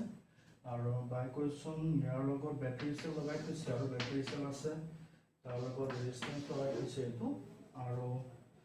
ইয়াত গ্যালভানোমিটাৰ লগাই থৈছে ইয়াত বেলেন্স বেংক L1 পাইছে প্ৰথমটো আৰু এইখিনি 100 মাইনাছ L1 ঠিক আৰু দিয়া আছে এটা কুৱেশ্যনটো কৈছে the resistance in the two arms of the meter bridge are 5 ohm and 6 ohm respectively when resistance R is shunt with an equal resistance the new balance is at 1.6 L1 তেনেহলে প্ৰথম case 1 তো চাই লও case 1 তো mention নাই কৰা কিন্তু mention নকৰিলে ফিগাৰ চাই গম পাইছো ইয়াত 5 ohm আছে R ohm আছে ইয়াত ব্যালেন্স L1 আছে L 100 minus L1 তেনেহলে ইফালৰ পৰা সিফালে গলে 5 by R is equal to L1 by 100 minus L1 পাইছো মই পালো বুজি পালো তাৰ পিছত নেক্সট কোৱেশ্যনটোত কৈছে নেক্সট কেছটো কি কৈছে দা সেম ৰেজিস্ট্যান্স R ইয়াৰ লগত সাউন্ড কৰি দিলে তেতিয়া ব্যালেন্স পইণ্টটো চেঞ্জ হৈছে ইয়াত সাউন্ড কৰি দিলে ইকুইভ্যালেন্ট ৰেজিস্ট্যান্স কিমান হৈ যাব 1 by R ইকুইভ্যালেন্ট কিমান আহিব 1 by R তেনেহলে কোন পাম R by 2 পাম মানে ইয়াৰ এটা ৰেজিস্ট্যান্স কিমান আছে R by 2 হে আছে ইয়াৰ এটা ৰেজিস্ট্যান্স ঠিক আছে তেনেহলে সেকেন্ড কেছটো 5 by ৰেজিস্ট্যান্স কিমান আছে R by 2 ব্যালেন্স কিমান পাইছো 1.6 of L1 আৰু ইফালে 100 minus 1.6 of L1 ঠিক আছে দেন ইকুয়েশন 1 ইকুয়েশন 2 দুটা ইকুয়েশন সলভ কৰা দুটা ইকুয়েশন সলভ কৰিলে তোমাৰ সব কাটাকটি গৈ পেলে তুমি R ভ্যালু পাই যাবা R ভ্যালু তোমাৰ প্ৰথম তুমি L1 ভ্যালু পাবা আৰু L1 ভ্যালু পাবা তাৰপৰা তুমি R ভ্যালু পাই যাবা একদম ইজি হয় আৰু আনসাৰ তোমাৰ আহিব ইফালে 25 cm আহিব আৰু ইফালে R1 আহিব 15 ohm ঠিক আছে ধুনীয়াকৈ কি বুজি পাইছা ডাউট লগা নাই ইয়াৰ পিছৰ কোৱেশ্যন এপাক ভালকৈ চোৱা ধুনীয়াকৈ চাই লোৱা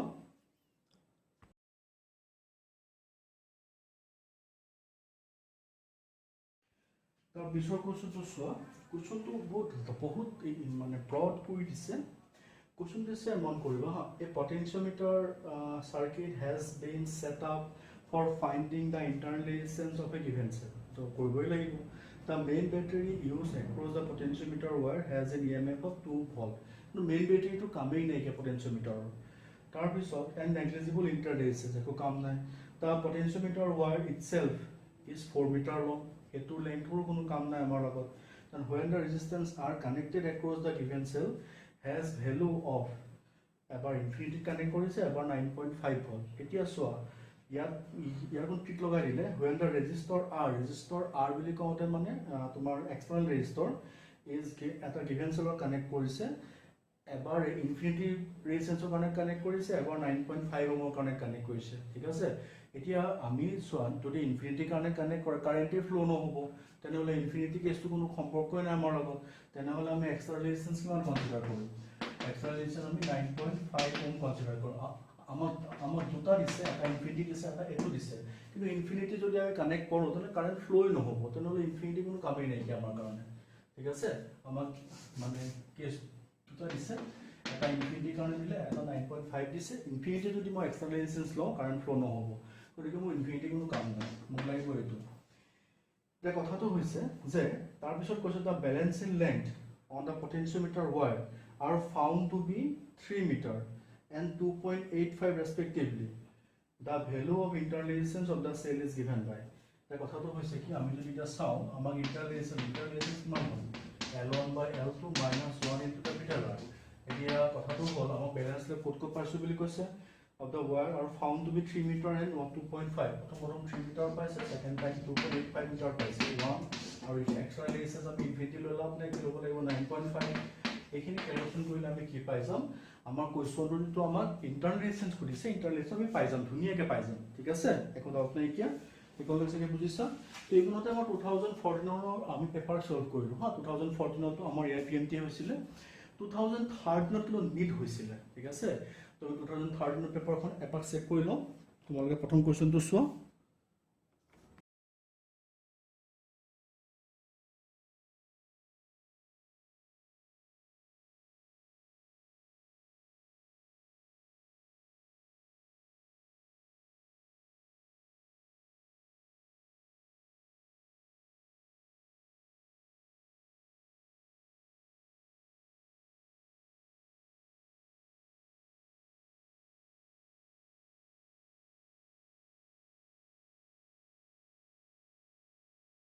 এতিয়া চোৱা 2013 ৰ যে ফাৰ্স্ট কোৱেশ্চন আছে a wire of resistance 4 ohm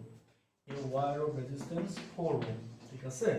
is stretched to twice its original length গমে পালা আৰু n equal to 2 কি উলিয়াব দিব the resistance of the stretched wire would be new resistance কিমান হ'ব new resistance always n square times of what or resistance মানে 4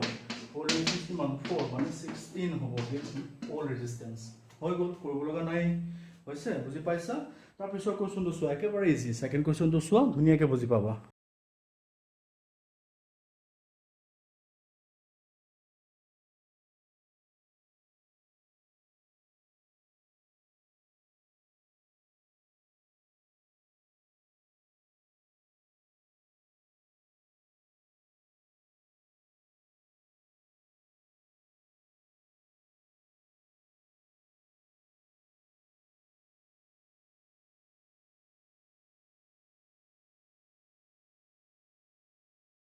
এতিয়া চোৱা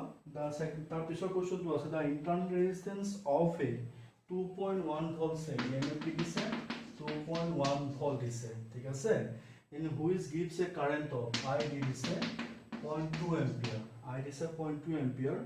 through a resistance of R দিছে তোমাৰ 10 ohm দিছে R ঠিক আছে কাষত এটা ফিগাৰো দিয়া আছে ফিগাৰটো তোমালোকে চাগে অলৰেডি চাইছা ইয়াত তোমাৰ দিছে কিমান 10 ohm So your battery cell আছে তাৰ লগত এটা internal resistance আছে battery cell ৰ EMF দিছে 2.1 internal resistance আৰু current I equal to দিছে 0.2 আছে তোমাক কি লাগে internal resistance R equal to কিমান দিছে এটো কিবা কৰিব লগা আছে জানো I equal to E by R plus smaller হৈ গ'ল E ভ্যালু বহাব I ভ্যালু বহাব R ভ্যালু বহাব R ওলাই যাব হৈ গ'ল সিম্পল কোৱেশ্চন মানে 2019 18 ৰ কোৱেশ্চন বিলাকতকে পিছৰ কোৱেশ্চন বিলাক অলপ ইজি আছিল তেওঁ কিন্তু তেতিয়া মাৰ্ক কম উঠিছিল ঠিক আছে মাৰ্ক আজিকালিহে বেছি উঠে এই কাৰণে এতিয়া ইয়াৰ পিছৰ কোৱেশ্চনটো চোৱা সবে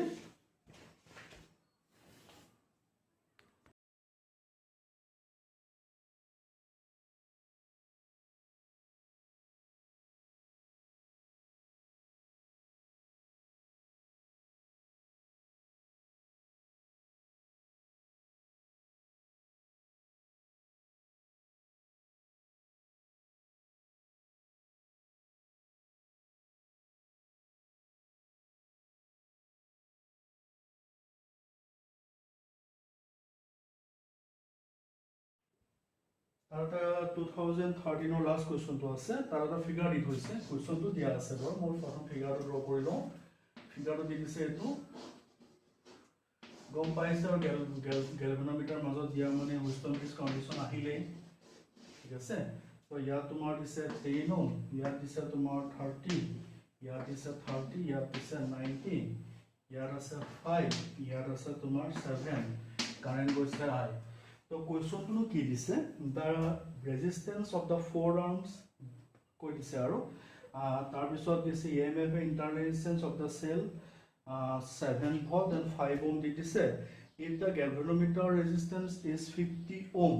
the current drawn from the cell will be ঠিক আছে current drawn from the cell will be এই কথাটো কি হৈ আছে ইয়াত যদি তুমি চাবলৈ যোৱা যেহেতু ইয়াত তুমি চোৱা 10/30 10/30 মানে 1/3 30/90 মানে 1/3 ৰেচিও মিলি আছে না তেনেকৈ তো গেলভানোমিটাৰৰ ৰেজিষ্টেন্স দিও লাভ নাই গেলভানোমিটাৰৰ মাজেদি কারেন্ট নাযায় তেতিয়া এইফালে কিমান হ'ব 40 এইফালে কিমান হ'ব 120 মানে R ইকুইভ্যালেন্ট কিমান আছে R ইকুইভ্যালেন্ট লিখিছো আৰু R ইকুইভ্যালেন্ট মানে এইফালে হৈ গ'ল 1/40 প্লাস ইফালে 1/120 এইখিনি তুমি ইকুইভ্যালেন্ট এতিয়া উলিয়াবা তুমি কিমান পাবাগে ইকুইভ্যালেন্ট তুমি পাবাগে 30 পাবা তাৰ পিছত চোৱা ইফালে এইখিনিতে তুমি ইকুইভ্যালেন্ট কৰিলা তুমি পালা 30 লগতে 5 কি হৈ আছে সিৰিজত আছে তেনেহলে R ইফেক্টিভ লিখিছো 30 প্লাস 5 হৈ গ'ল 35 হ'ল তেনেহলে I ইকুৱেল টু কিমান E ইফেক্টিভ বাই R ইফেক্টিভ কিমান আছে 7/35 কারেন্ট কিমান 1/5 এম্পিয়াৰ কি পালা তুমি এই ফিগাৰটোৰ পৰা তুমি কাৰেন্টৰ এক্সপ্ৰেছন পালা ধুনীয়াকৈ বুজি পাইছা ডাউট লগা নাই চাগে তো ইয়াৰ পিছতে আমি এটা 2013 পেপাৰখন আমি সলভ কৰিলো 13ত আমাৰ দুটা কোৱেশ্যনে আহিছিল আমি ধুনীয়াকৈ কৰিলো তো এতিয়া আমি লাষ্ট পেপাৰ 2012 AIPMT মেইনছৰ পেপাৰখন কৰিব গৈ আছো ঠিক আছে আমাৰ আজিৰ লাষ্ট পেপাৰ তো প্ৰথম কোৱেশ্যনটো চাই লোৱা সবে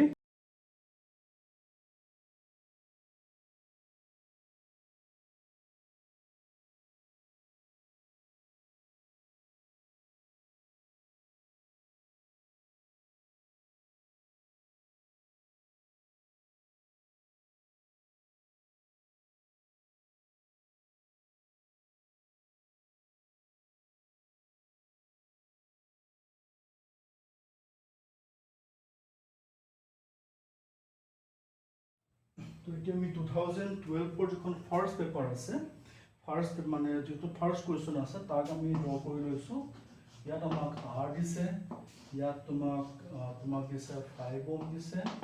আৰু ইয়াত তোমাক দিছে 10 ভোল্ট ঠিক আছে ইয়াত তোমাক 10 ভোল্ট দিছে আৰু তোমাক সুধিছে ভ্যালু অফ R কিমান কোৱেশ্যন দিছে the power dissipated in the circuit shown in the figure is 30 watt power দিছে তোমাক 30 watt দি দিছে তোমাক R ইকুৱেল টু কিমান দিছে এটা তোমাক তুমি এটা বস্তু তোমাক ভোল্ট আৰু পাৱাৰ দি থৈছে তোমাক R লাগে তোমাৰ ফৰ্মুলা কি আছে P equal to V square by R R বুলি কওঁতে R ইকুইভ্যালেন্ট লিখো এটা V ভ্যালু তুমি জানা পাৱাৰ ভ্যালু জানা তুমি R ইকুইভ্যালেন্ট কিমান হ'ব V স্কয়াৰ বাই পাৱাৰ ঠিক আছে সৰি ঠিক আছে R ইকুইভ্যালেন্টৰ পৰা ওলাব এতিয়া কথাটো কি হৈ গ'ল R ইকুইভ্যালেন্ট তুমি উলিয়াই লও এই ফিগাৰটো এই R আৰু এইটো কিহত আছে প্যাৰেলল আছে প্যাৰেলল থাকিলে R ইকুইভ্যালেন্ট কিমান হ'ব 1 ইকুইভ্যালেন্ট মানে 1/5 প্লাস 1/R তেনেহলে R ইকুইভ্যালেন্ট কিমান আমি পাই যামগে 5R divided by 5 plus R ঠিক আছে তেনেহলে আমি ইয়াত 5R divided by 5 plus R is equal to V কিমান দি থৈছে 10 স্কয়াৰ আৰু কিমান আছে 30 ওয়াট আছে তেনেখিনি ক্যালকুলেশন কৰিলে আমাৰ R ওলাই যাব R ওলাবগে কিমান তোমাৰ 10 ওহম ঠিক আছে R তোমাৰ ওলাব 10 ওহম ধুনীয়াকৈ সকে বুজি পাইছা ডাউট লগা নাই সকে একদম একেবাৰে ইজি হয় এগুলা কোৱেশ্যন যদি আৰু এতিয়া পাই লছলে ফালি দিব পৰীক্ষাত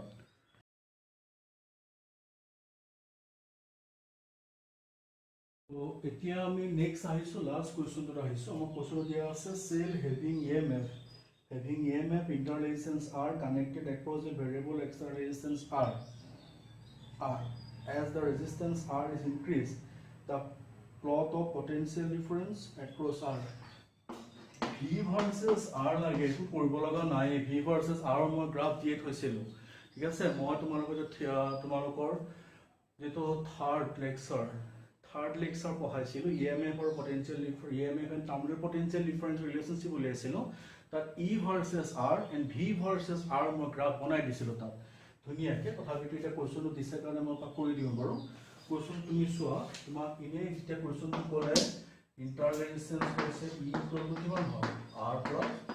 স্মলাৰ হ'ব লাগিব এতিয়া আমাক V আৰু ক্যাপিটাল R হে লাগে দেন V ইকুৱেল টু কি হয় I বুলি কওঁতে E by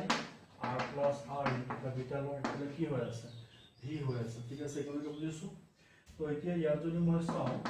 E by R to tolলে ললো 1 plus small r by capital R equal to কি পাই আছোঁ ভি পাই আছোঁ ঠিক আছে যদি ইয়াত যদি মই চাওঁ কেপিটেল আৰ যদি 0 হয় কেপিটেল আৰ যদি 0 হয় ভি ইকুৱেল টু কি হ'বগে কেপিটেল আৰ 0 হ'লে এক্সটাৰ্নেল এনি ভল্টেজ 0 হৈ যায় তাৰমানে পটেনচিয়েল ডিফাৰেন্সটো ভি ওপৰত ডিপেণ্ডেণ্ট ইয়াত আৰ যদি 0 হয় ভি ইকুৱেল টু 0 আকৌ আৰ যদি মোৰ ইনফিনিটি হয় ভি ইকুৱেল টু মোৰ কিমান হয়গে ভি ইকুৱেল টু কি হ'বগে ইনফিনিটি এইটো এক্সপ্ৰেছন